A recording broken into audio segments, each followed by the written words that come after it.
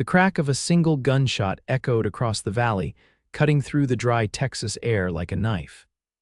Cecilia Monroe froze in place, her heart nearly stopping as she watched her father, Vernon Monroe, aim his pistol at the sky with a satisfied smirk on his weathered face.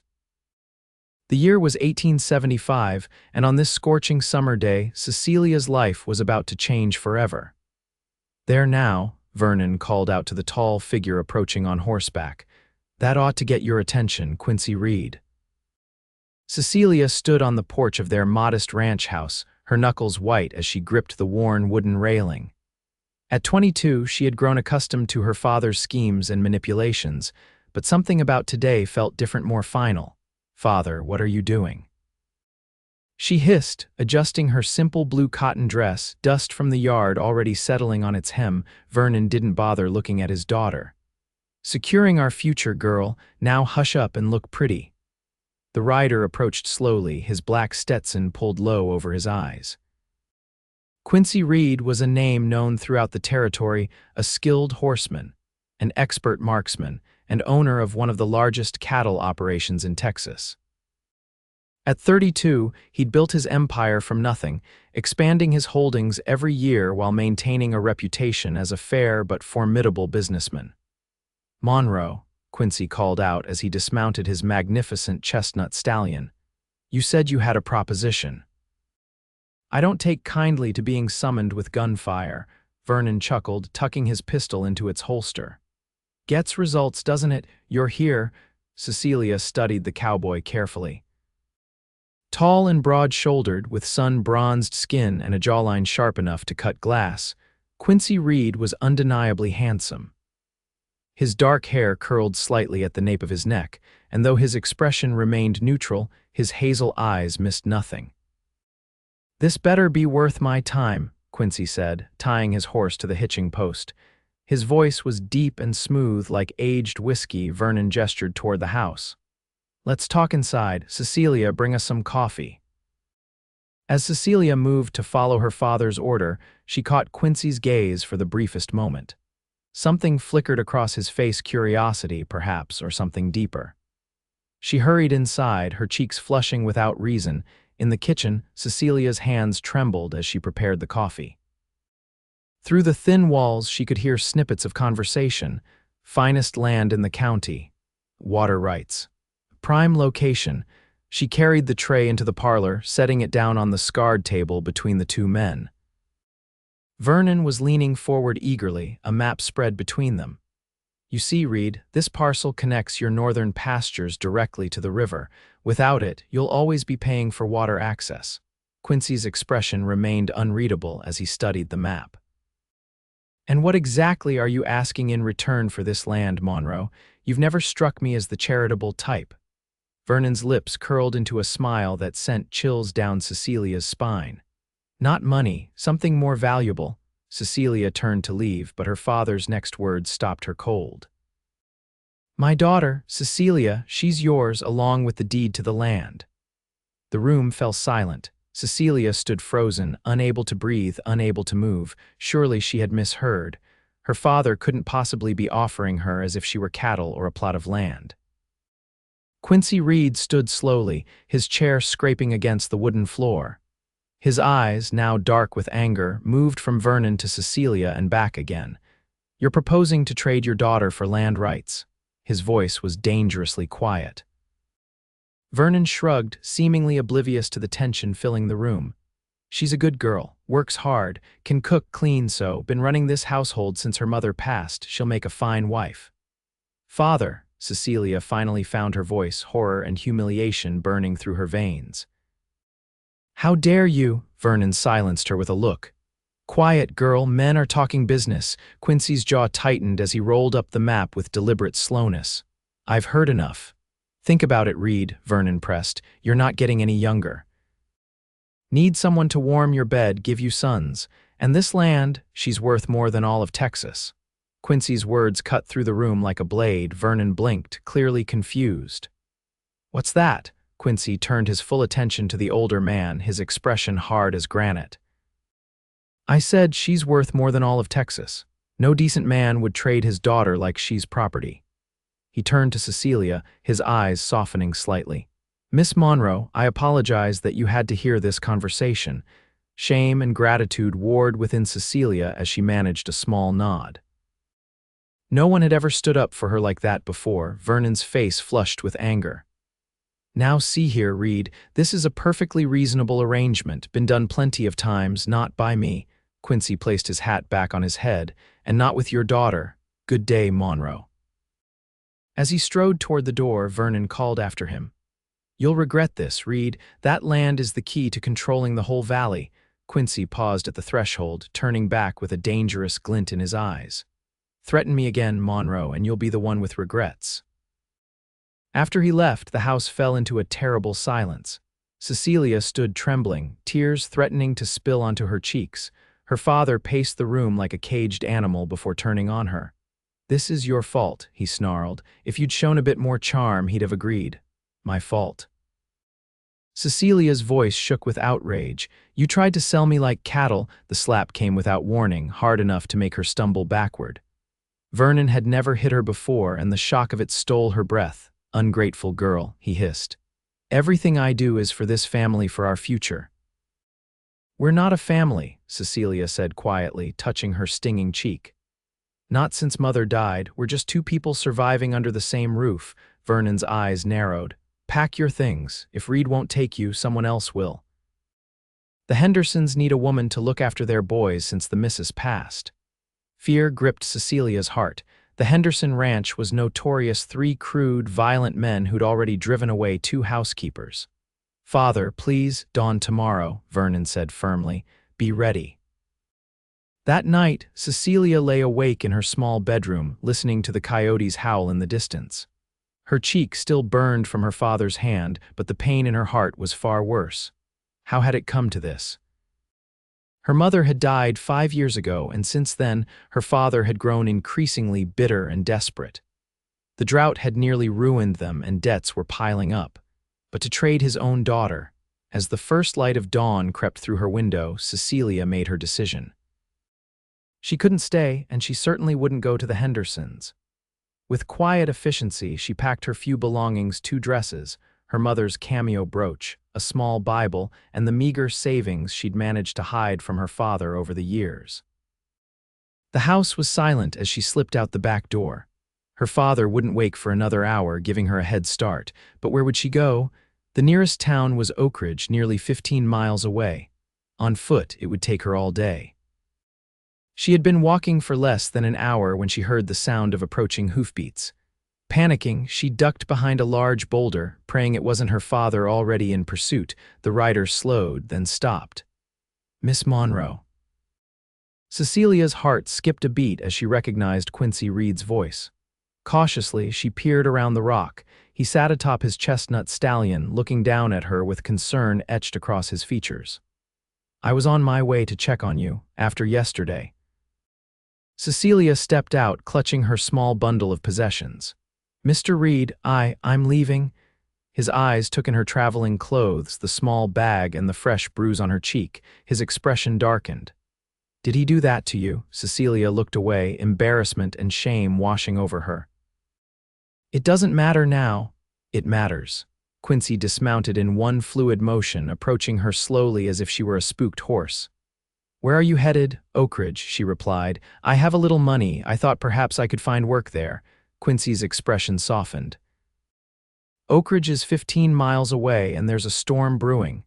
He gestured to the dark clouds gathering on the horizon. "Let me take you to my ranch. It's closer, and you'll be safe there." Cecilia hesitated.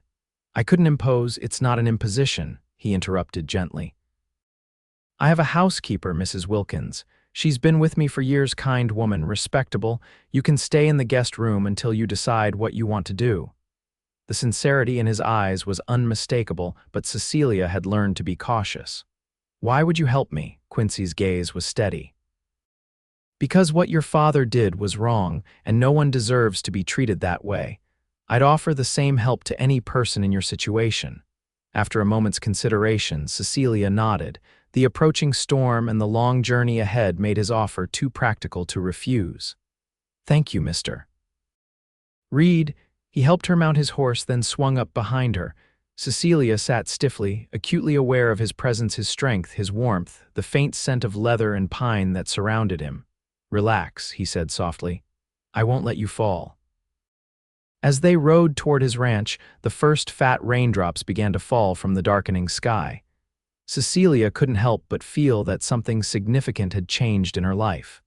For the first time in years, she was making her own choice. For the first time in years, someone had seen her value beyond what use they could make of her. "Mr. Reed," she said over her shoulder, raising her voice against the growing wind. "What you said yesterday about me being worth more than all of Texas, did you mean it?" His arms tightened slightly around her as he guided the horse across a shallow creek. "Every word, Miss Monroe, every single word." Quincy Reed's ranch stood as a testament to his success, a sprawling main house built of solid timber and native stone, surrounded by well-maintained outbuildings and corrals filled with prime cattle and horses. As they approached, several ranch hands looked up from their work, tipping their hats respectfully to their boss. "Mr. Reed returns," called out a grizzled older man, hurrying to take the reins as Quincy dismounted. "Ellis, this is Miss Cecilia Monroe." "She'll be staying with us for a while," Quincy said, helping Cecilia down from the horse. "Would you let Mrs. Wilkins know we have a guest?" "Right away, sir," Ellis replied, his curious eyes lingering on Cecilia's bruised cheek before he had the grace to look away. Quincy guided Cecilia toward the house, his hand hovering near her elbow without quite touching her. "Mrs. Wilkins runs the household. She's firm but fair, and she doesn't tolerate nonsense. You'll like her." The front door opened before they reached it, revealing a plump, silver-haired woman with kind eyes and a no-nonsense expression. "Mr. Reed, I see we have company, and in this weather too, Mrs. Wilkins. This is Miss Cecilia Monroe. She needs a place to stay for a while." "Could you prepare the blue room for her?" Mrs. Wilkins nodded, giving Cecilia a warm smile. "Of course. Come in out of this rain, child. You're soaked through." Inside, the house was surprisingly elegant without being ostentatious.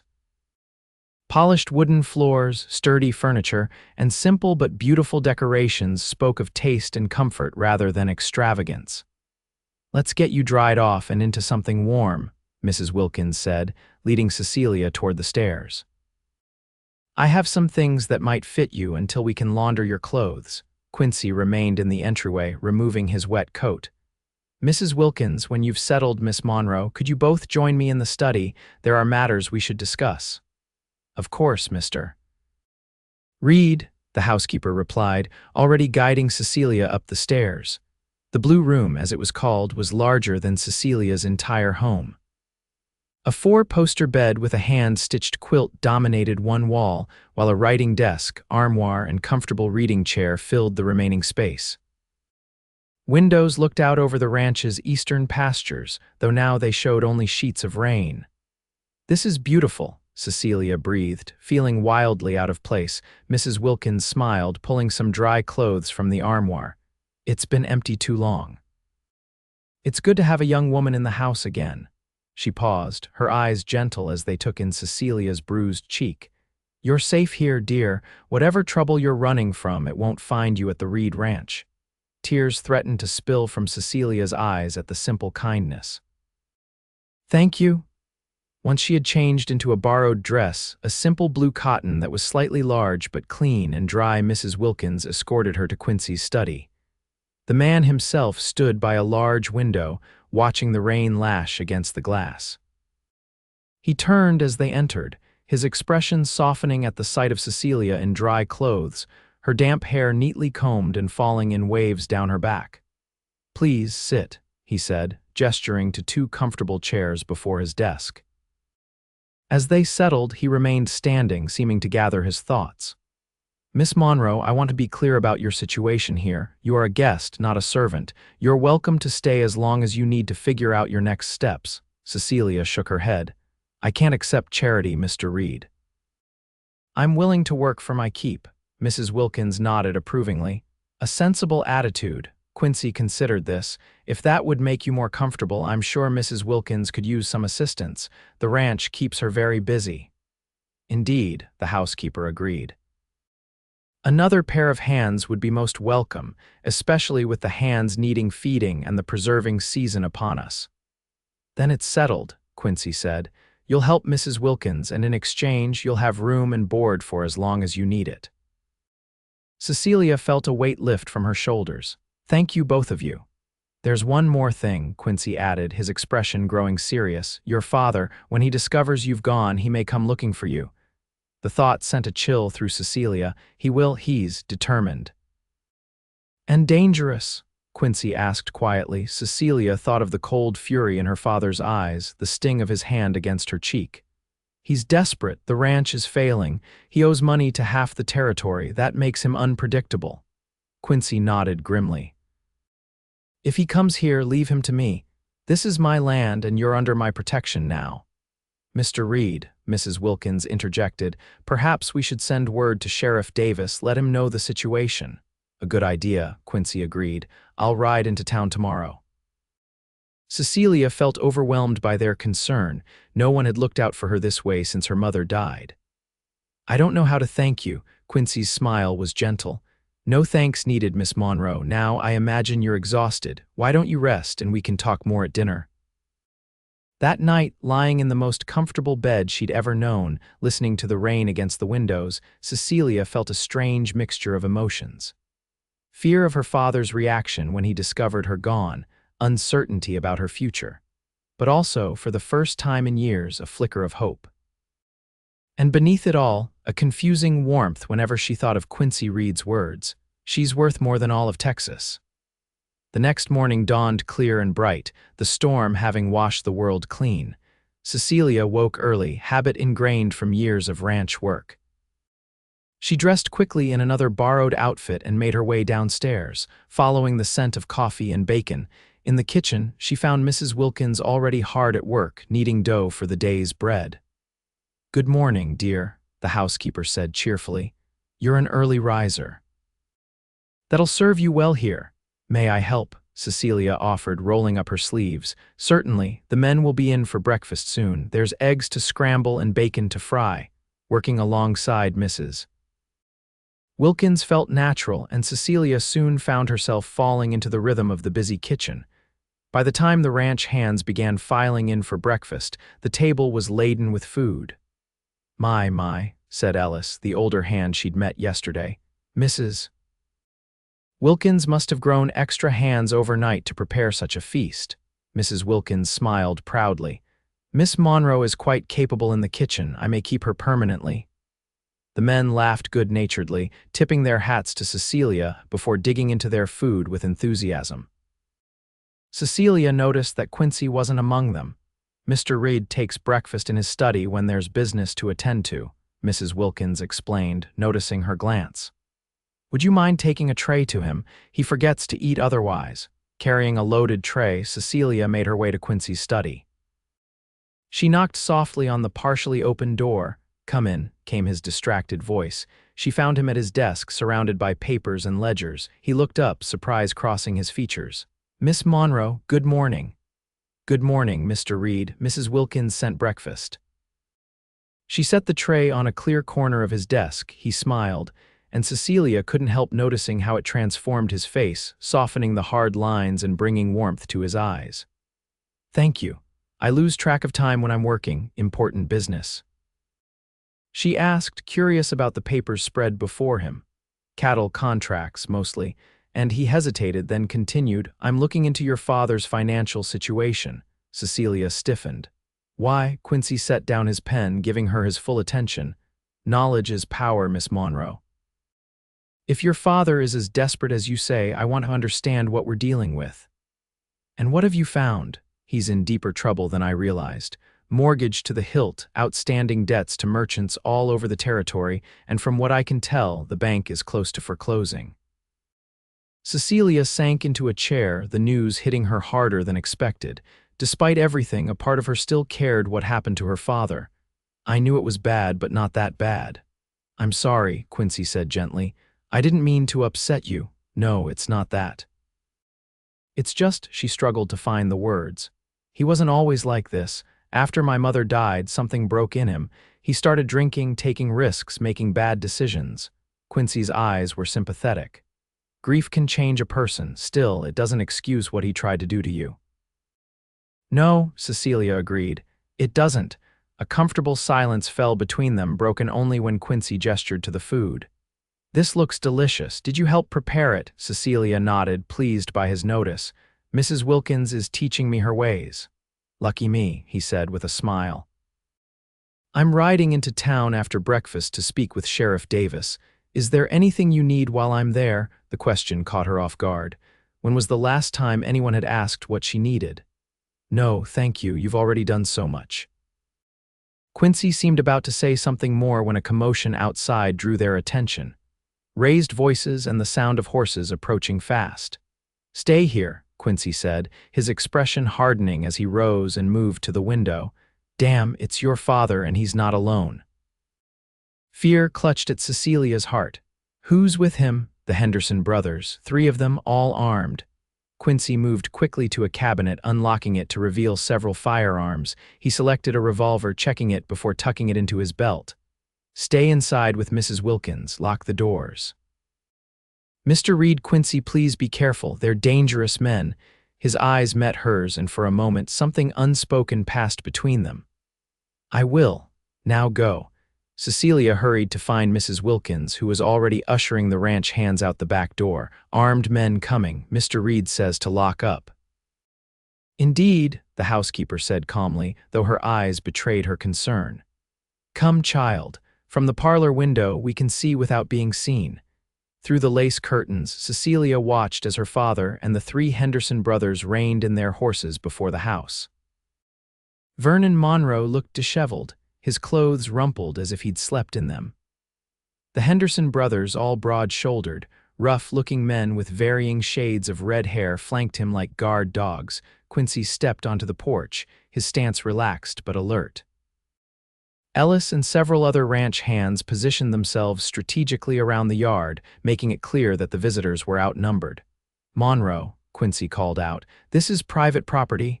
Vernon dismounted, his movements unsteady enough to suggest he'd been drinking. Where is she, Reed? Where's my daughter? Not your concern anymore, Quincy replied evenly. The oldest Henderson brother, a burly man with a scar running down his left cheek, spat tobacco juice onto the ground. Now see here, Reed, we had an arrangement with Monroe. The girl was promised to us as housekeeper. Housekeeper? Quincy's voice dripped with contempt. Is that what you're calling it? Watch your mouth, the middle Henderson growled, his hand drifting toward his gun. Quincy didn't flinch. Miss Monroe is under my protection now. She's not going anywhere she doesn't want to go. Vernon stepped forward, his face red with anger. She's my daughter, my property. She's a person, Quincy countered, with the right to make her own choices, and she's chosen not to return with you. The youngest Henderson, barely more than a boy but with the same mean eyes as his brothers, laughed nastily. Sounds like Reed's taken a fancy to her himself. Got her warmed up in your bed already, have you? Quincy's expression darkened dangerously. One more word like that and you'll leave here feet first. Besides Cecilia, Mrs. Wilkins muttered, Lord have mercy, there's going to be bloodshed. Unable to stand by while others fought her battle, Cecilia made a decision. I need to go out there. Child, no, Mrs. Wilkins protested, grabbing her arm. Mr. Reed said to stay inside. They're going to start shooting any minute, Cecilia argued. My father won't leave without seeing me. Let me defuse this before someone gets hurt, before Mrs. Wilkins could stop her. Cecilia hurried to the front door, unbolting it and stepping onto the porch beside Quincy. His head whipped around, eyes widening in alarm. I told you to stay inside, he said in a low voice. I know, she replied quietly, but this is my fight too. She stepped forward, facing her father directly. Hello, father, Vernon's bloodshot eyes fixed on her, a mixture of rage and relief crossing his features. Cecilia, get your things, we're leaving. No, father, I'm not going with you. Don't be ridiculous, Vernon scoffed. Where else would you go? You have no money, no skills. I have more than you think, Cecilia interrupted, her voice stronger than she felt. And I've found employment here with Mr. Reed and Mrs. Wilkins. The oldest Henderson brother laughed harshly. Employment. Is that what they're calling it now? Quincy took a step forward, his hand dropping to his revolver. Apologize to the lady, or what? Sneered the middle brother. Tension crackled in the air like lightning. Cecilia could see the ranch hands tightening their grips on their weapons, the Henderson brothers doing the same. One wrong move and this would end in gunfire. Please, she said, addressing everyone. There's no need for violence. Father, I'm safe here. I'm earning my keep as a housekeeper, nothing more. Vernon's eyes narrowed. You're coming home, girl. I'm still your father. The father who tried to trade me for land, Cecilia asked quietly. The father who struck me when I objected, that father, a murmur ran through the ranch hands. Vernon had the decency to look momentarily ashamed before his expression hardened again. You ungrateful, he began, but the oldest Henderson cut him off. Enough of this. He turned to Quincy. Reed, we had a deal with Monroe, the girl for his debts, fair and square. Quincy's voice was cold as ice. There's nothing fair about treating a woman like property. Now, I'm asking politely one last time, leave my ranch. For a tense moment, no one moved. Then the youngest Henderson reached for his gun. Everything happened in a blur. Quincy shoved Cecilia behind him. Ranch hands raised their rifles. The Henderson brothers went for their weapons. Stop, Cecilia screamed. Remarkably, everyone froze into the silence. The sound of approaching horses broke the standoff. Around the bend in the road came Sheriff Davis and two deputies, rifles at the ready. What's all this? The sheriff called out, taking in the scene with experienced eyes. Quincy lowered his weapon slightly. Sheriff, good timing. Sheriff Davis, a tall man with a silver mustache and the weathered face of someone who'd seen it all, dismounted slowly. Got your message this morning, Reed. Figured I'd ride out, make sure everything was peaceful like. His eyes swept over the armed men. Seems I was right to be concerned. Vernon stepped forward. Sheriff, this man has kidnapped my daughter. That true, miss? Sheriff Davis asked, looking directly at Cecilia. She shook her head firmly. No, Sheriff, I left of my own free will. My father tried to trade me to Mr. Reed for land rights. When that failed, he arranged to send me to the Hendersons as. She faltered, then continued, well, not just as a housekeeper, despite what they claim. The sheriff's expression hardened as he took in the bruise still visible on her cheek. I see, and these men were attempting to force you to return. Yes, sir, Sheriff Davis nodded thoughtfully. Monroe, Hendersons, you're on Reed land uninvited, making threats and drawing weapons. That's enough to arrest the lot of you. The middle Henderson protested. She's promised to us. We paid Monroe good money. Buying and selling people went out with the war, the sheriff replied coldly. Now you have two choices. Leave peacefully now or spend the night in my jail for trespassing and attempted kidnapping. Faced with the law and outnumbered, the Hendersons exchanged glances before the oldest spat on the ground. This ain't over, Reed. Yes, Quincy replied evenly, it is. Vernon looked desperately at Cecilia. Girl, don't do this. The ranch is mortgaged past saving, she finished for him. I know, I'm sorry, father, but I won't be sold to save it. Something crumpled in Vernon's face, a mixture of defeat and realization. For a brief moment, Cecilia saw a glimpse of the man he had once been, the loving father who had taught her to ride, who had read to her at night. But that man was gone, buried under years of bitterness and drink. Fine, he muttered, turning away. Have it your way. Under the watchful eyes of the sheriff and the ranch hands, Vernon and the Hendersons mounted their horses and rode slowly back down the road they had come. Sheriff Davis turned to Cecilia. Miss Monroe, are you sure you're all right here? You're welcome to come to town if you feel unsafe. Cecilia looked at Quincy, standing tall beside her, and at Mrs. Wilkins, who had joined them on the porch. I'm safe here, Sheriff, thank you. After the sheriff and his deputies had departed with promises to keep an eye on Vernon and the Hendersons, Cecilia felt the tension drain from her body, leaving her trembling. Quincy noticed immediately. Come inside, you're shaking. In the parlor, Mrs. Wilkins pressed a cup of tea into her hands. Drink this, child, it'll calm your nerves. Quincy paced the room, his expression troubled. I shouldn't have let you come outside if the Hendersons had started shooting, but they didn't, Cecilia interrupted gently. And maybe seeing me, hearing me speak for myself, helped prevent violence. He stopped pacing, looking at her with new respect. "You showed remarkable courage out there." "I didn't feel very courageous," she admitted. "I was terrified." "That's what true courage is," Mrs. Wilkins said wisely. "Being afraid but doing what needs doing anyway." Quincy sat across from Cecilia, his eyes serious. "They may return. The Hendersons have a reputation for holding grudges." "I know," Cecilia sighed. "I've put you all in danger. Perhaps I should go to Oakridge after all." "No," Quincy said firmly. "Running won't solve this. Besides, you're safer here with us than alone in town." Mrs. Wilkins nodded in agreement. "This ranch is like a fortress when it needs to be, and Mr. Reed's men are loyal to the bone." Cecilia looked between them, overwhelmed by their willingness to protect her. "Why are you both doing this for me? You barely know me." "I know enough," Quincy said quietly. His eyes met hers, and that same unspoken something passed between them again. "And some things are worth fighting for." The days that followed fell into a comfortable routine. Cecilia worked alongside Mrs. Wilkins, learning the rhythms of the large ranch house. She discovered she had a talent for baking that the ranch hands appreciated tremendously, and her mending skills kept their work clothes in good repair. Quincy was often busy with ranch operations, but he made a point of joining them for meals when he could. Cecilia found herself looking forward to these times, enjoying his stories about the cattle, the land, and the characters he'd met in his years as a rancher.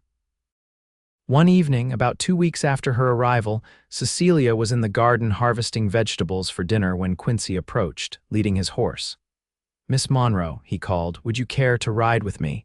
There's something I'd like to show you." Curious, Cecilia agreed. Quincy helped her mount his horse before swinging up behind her, much as he had on the day she fled her father's home. This time, however, she felt no awkwardness in his presence, only a comfortable warmth. He guided the horse up a gentle slope to the east of the main house. As they crested the hill, Cecilia gasped at the view. The entire valley spread before them, bathed in the golden light of the setting sun. Cattle grazed in the distance, the river winding like a silver ribbon through the landscape. "It's beautiful," she breathed. Quincy helped her dismount, and they stood side by side, taking in the panorama. "This is my favorite spot on the entire ranch. I come here to think, to remind myself what I'm working for." "It must be wonderful, building something like this," Cecilia said, "something that's truly yours." "It is," he agreed, "though it's been a lonely path at times." She glanced at him, surprised by the admission. "You never wanted to marry, have a family?" A shadow crossed his face. "I came close once. Elizabeth was her name, daughter of a banker in Austin. We were engaged to be married." "What happened?" Cecilia asked softly. "She died. Influenza 3 years ago." His voice was matter of fact, but she could hear the old pain beneath the words. "After that, I threw myself into expanding the ranch. Didn't see much point in looking for love again." "I'm sorry," Cecilia said, meaning it deeply. "That must have been terrible." Quincy nodded, his eyes on the distant horizon. "It was, but life goes on whether we want it to or not." He turned to her. "What about you? No young man caught your eye in Oakridge." Cecilia laughed softly. "Father kept me too busy for courting, and after Mother died, he became so protective or possessive, perhaps, that young men learned to stay away." "Their loss," Quincy said quietly. She felt her cheeks warm at the compliment. "Mr. Reed, Quincy," he corrected. "After all we've been through, I think you can use my given name." "Quincy," she amended, the name feeling right on her lips. "May I ask you something? Anything?" "That day when my father offered me in trade, why did you refuse?" He looked surprised by the question. "Because it was wrong. No person should be bartered like property. But you could have said that without—" She hesitated, "without saying I was worth more than all of Texas." Quincy was silent for a long moment, his eyes studying her face with an intensity that made her heart beat faster. "I said it because it's true. And because your father needed to hear that someone valued you properly." "And do you?" The words slipped out before she could stop them. "Value me." He stepped closer, close enough that she could see the flecks of gold in his hazel eyes. "More than I should, perhaps. More than is proper given the circumstances." Cecilia felt as though she couldn't breathe. "What circumstances?" You're under my protection, living in my home. I don't want you to feel obligated in any way," understanding dawned. "You think I might mistake gratitude for something else." "The thought had crossed my mind," he admitted. Cecilia considered his words carefully. Was what she felt merely gratitude? The way her heart raced when he entered a room, the way she found herself watching for him from the windows, the way his smile could brighten her entire day, was that all just thankfulness for his protection? "I know my own mind, Quincy Reed," she said finally, "and my own heart."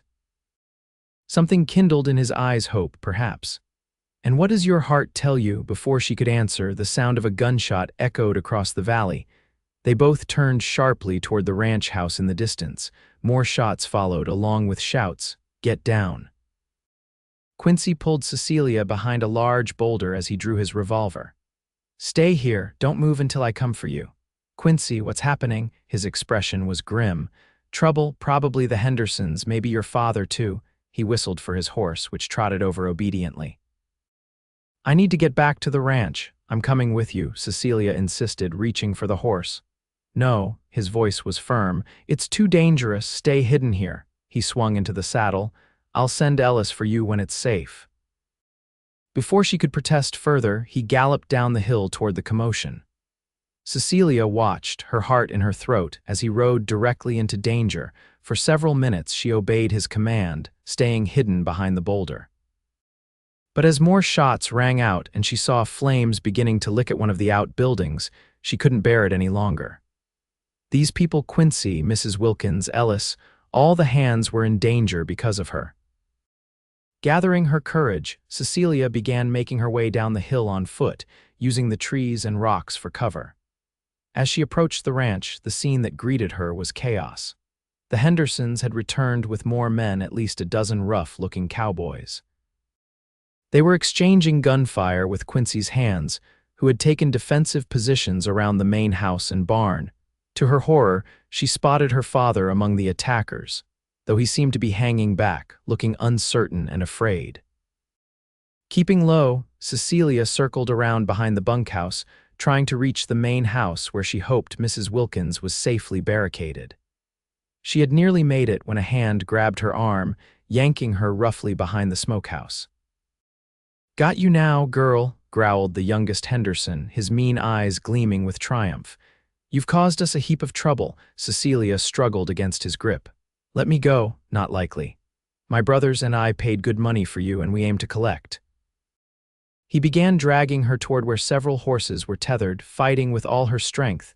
Cecilia managed to break free for a moment, long enough to scream at the top of her lungs. "Help, Quincy!" The youngest Henderson cursed, lunging for her again, but her cry had been heard. From around the corner of the main house came Quincy, his face a mask of fury when he saw the situation. In 3 long strides he reached them, delivering a blow to Henderson's jaw that sent the younger man sprawling. "Are you hurt?" Quincy demanded, quickly checking Cecilia for injuries. "No, I'm fine, but I told you to stay on the hill." "And I couldn't leave you all fighting my battle," she retorted. The youngest Henderson was scrambling to his feet, reaching for his gun. Without hesitation, Quincy drew and fired, the bullet striking Henderson's hand. The man howled in pain, dropping his weapon. "Get inside the house," Quincy ordered Cecilia. Now, this time she didn't argue. As she ran for the front door, she saw Sheriff Davis and his deputies riding in, weapons drawn. Reinforcements had arrived. Inside, she found Mrs. Wilkins and several of the younger ranch hands, all armed and watching the windows. "Thank goodness you're safe," the housekeeper exclaimed, hugging Cecilia tightly. "What happened?" Cecilia asked. "How did they know to attack now?" One of the hands, a young man named Tom, shook his head grimly.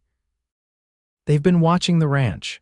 Must have seen the boss take you up to the ridge and figured it was their chance."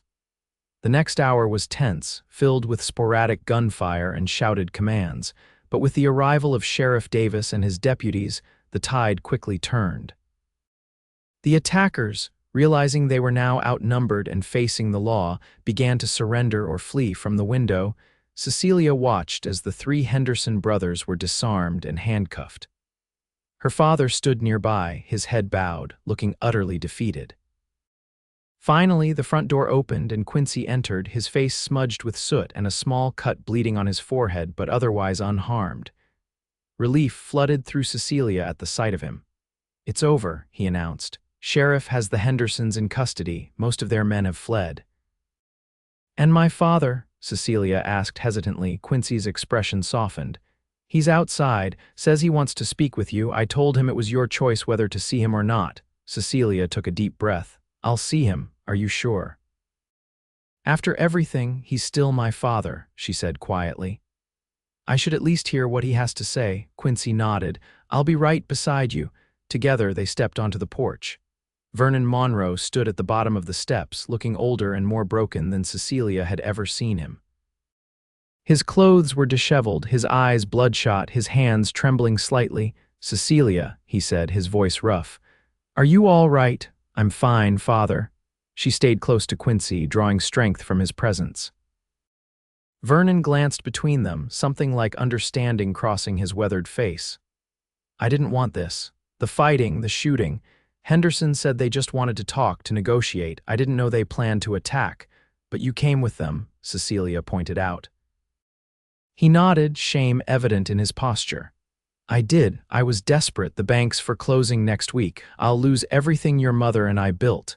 His voice broke on the words. "I thought if I could get you back, somehow make that deal with Reed for the land." "That was never going to happen," Quincy said firmly. Vernon nodded again. "I see that now."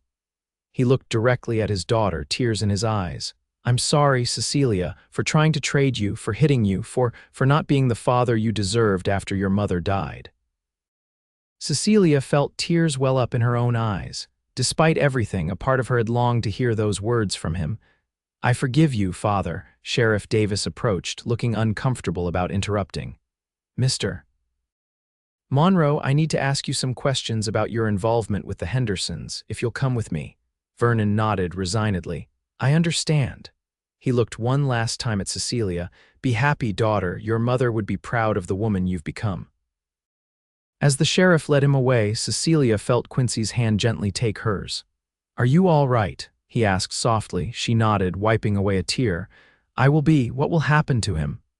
"That depends on what the sheriff determines about his role in the attack. But I'll speak on his behalf. Tell them he tried to stop the violence once it started." Quincy squeezed her hand. "It's the least I can do for your sake." Cecilia looked up at him, overwhelmed by his kindness. "Thank you for everything." His eyes softened as they met hers. "There's something I need to tell you, Cecilia, something I should have said on the ridge before we were interrupted." Her heart began to race. "Yes, when I said you were worth more than all of Texas, I meant it, but I didn't realize then how true those words would become for me personally." He took both her hands in his. "These past weeks, getting to know you, your strength, your kindness, your grace under the most difficult circumstances, I've come to care for you, deeply." "Quincy," she began, but he continued, "I know it might be too soon.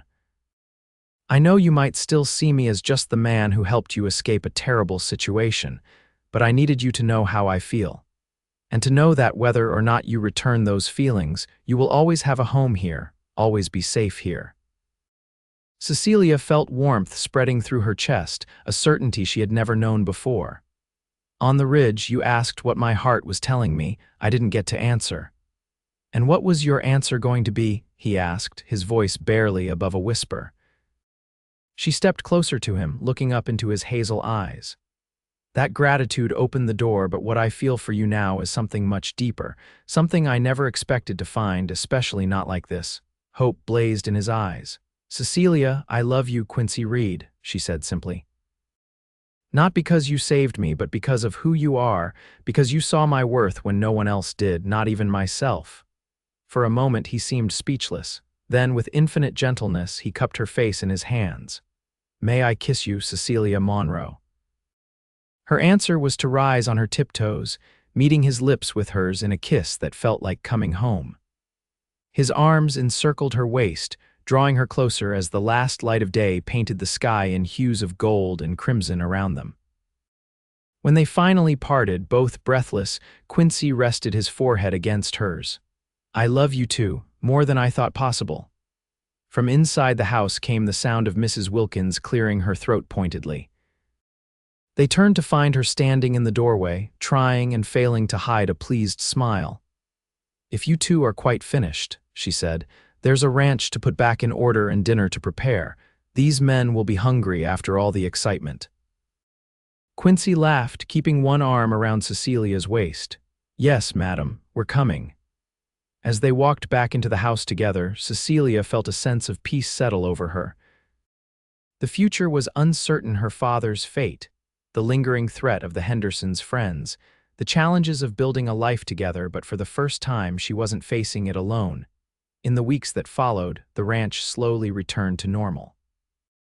Sheriff Davis kept his word about investigating Vernon's role in the attack, and with Quincy's testimony that Vernon had tried to stop the violence once it began, he received a lighter sentence than the Hendersons' 6 months in the county jail, rather than the years of hard labor given to the brothers. Cecilia visited her father regularly, bringing him home cooked meals and news of the outside world. With each visit, she saw more of the man he had once been, emerging from beneath the bitterness and despair. He spoke of plans to head west after his release, to California perhaps, for a fresh start. "I'd like you to keep something for me," he said during one visit, pressing a small velvet pouch into her hand. "It was your mother's wedding ring. I managed to hide it from the creditors. She'd want you to have it." Tears sprang to Cecilia's eyes as she opened the pouch to reveal a simple gold band with a small diamond. "Thank you, Father. Reed treating you right?" Vernon asked gruffly. Cecilia smiled, thinking of Quincy's gentle courtship over the past month, rides across the ranch, picnics by the river, long conversations on the porch as twilight fell.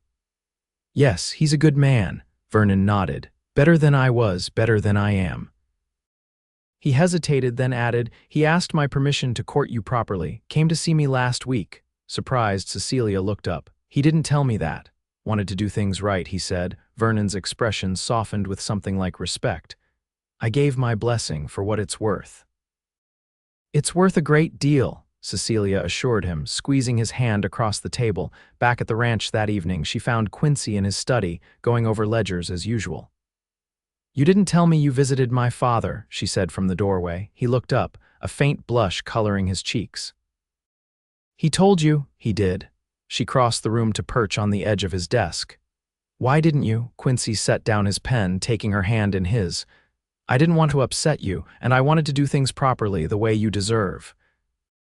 "And what did my father say when you asked his permission to court me?" A small smile played at Quincy's lips. "He said, 'She's too good for either of us, Reed, but at least you know it.'" Cecilia laughed softly. "He's right about that. Indeed he is." Quincy stood, drawing her to her feet. "There's something else I've been meaning to ask you, something I've been waiting for the right moment to say." Her heart began to race as he reached into his pocket, pulling out a small box. "Quincy," he sank to one knee before her, opening the box to reveal a beautiful emerald ring set in gold. "Cecilia Monroe, you came into my life unexpectedly, but now I can't imagine my life without you. Would you do me the extraordinary honor of becoming my wife?" Joy bubbled up within her, bright and effervescent. "Yes, oh Quincy, yes." As he slipped the ring onto her finger, then rose to gather her in his arms for a passionate kiss, Cecilia felt the last pieces of her heart healing.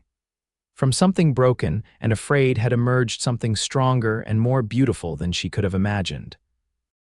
"I love you," she whispered against his lips. "My cowboy who thought I was worth more than all of Texas."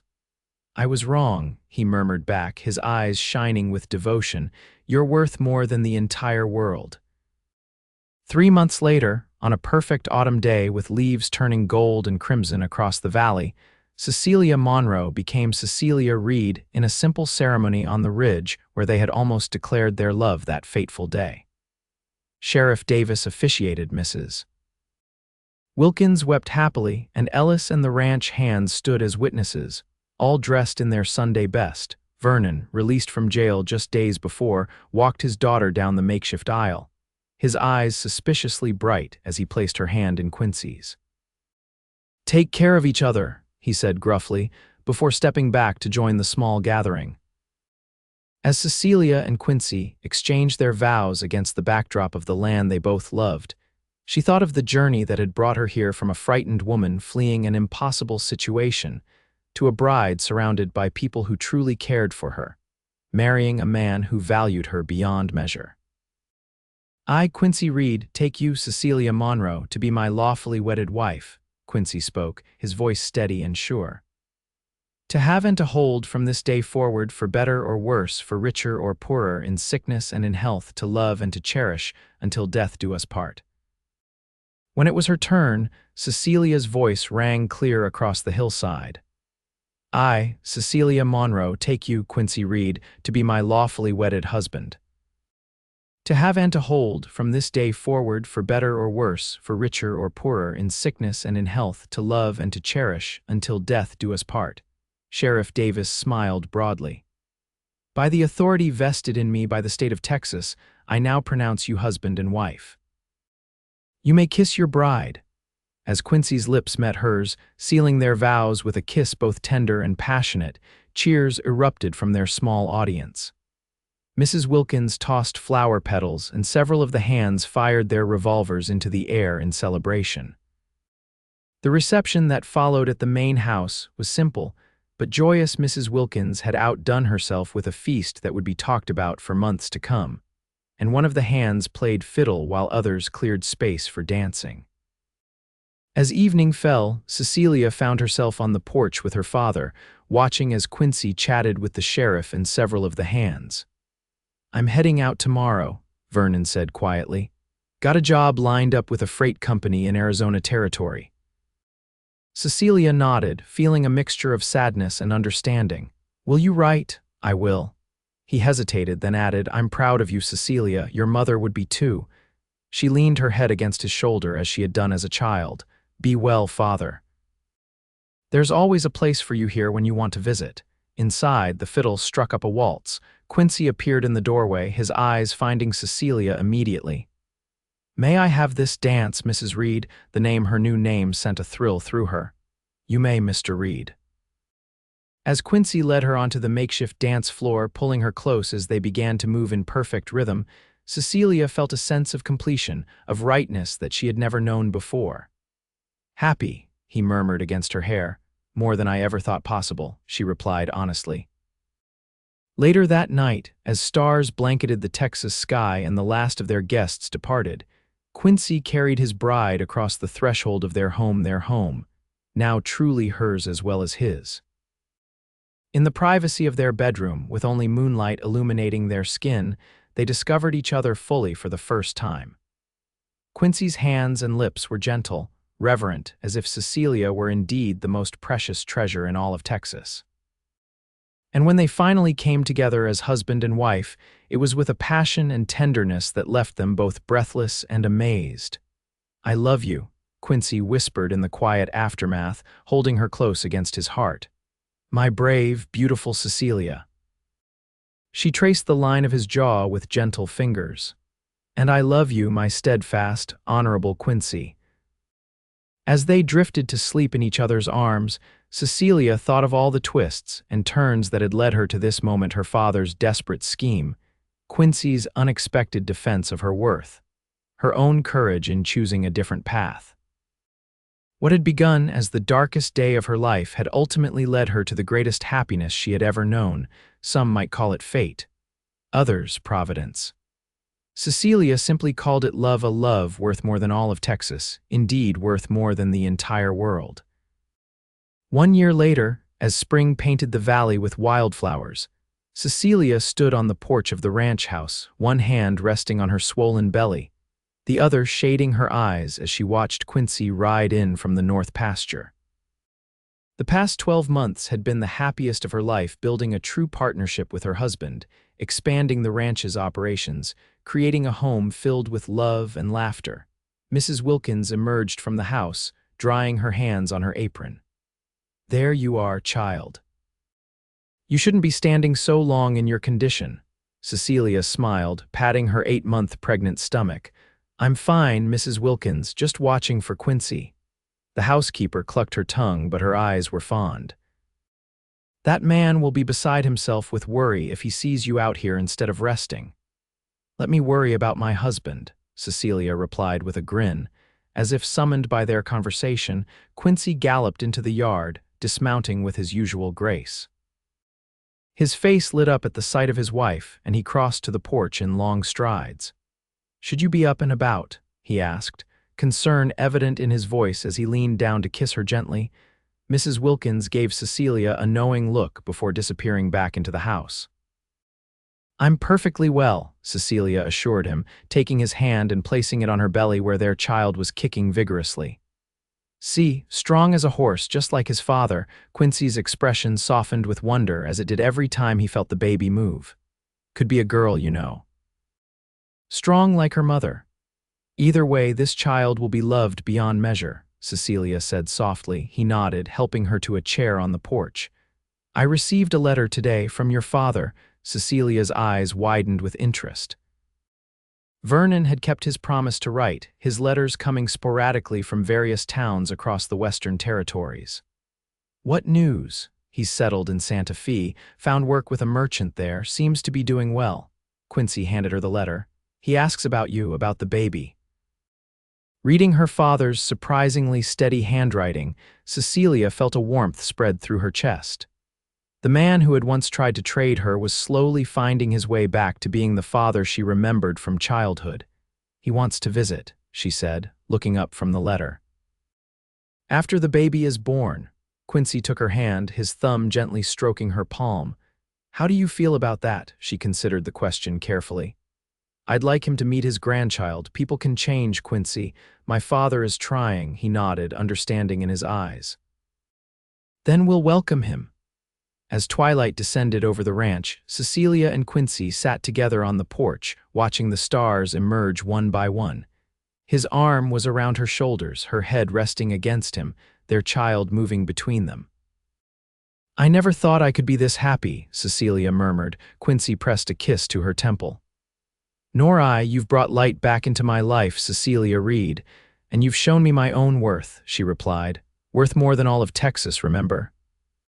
He chuckled, the sound rumbling pleasantly against her cheek. "I stand by those words. Every day with you proves them true all over again." In the quiet of the evening, surrounded by the land they both loved and the home they had built together, Cecilia felt a peace and contentment that once would have seemed impossible. From the darkest moment of her life had come the greatest blessing, a love strong enough to heal old wounds, brave enough to face whatever challenges might come, and deep enough to last a lifetime. As their child kicked again, making them both laugh with delight, Cecilia knew with absolute certainty that some things truly were beyond price, worth more than land or money or power. Love, family, home. These were the treasures that mattered, the riches that would sustain them through whatever the future might hold, worth more than all of Texas indeed, worth everything.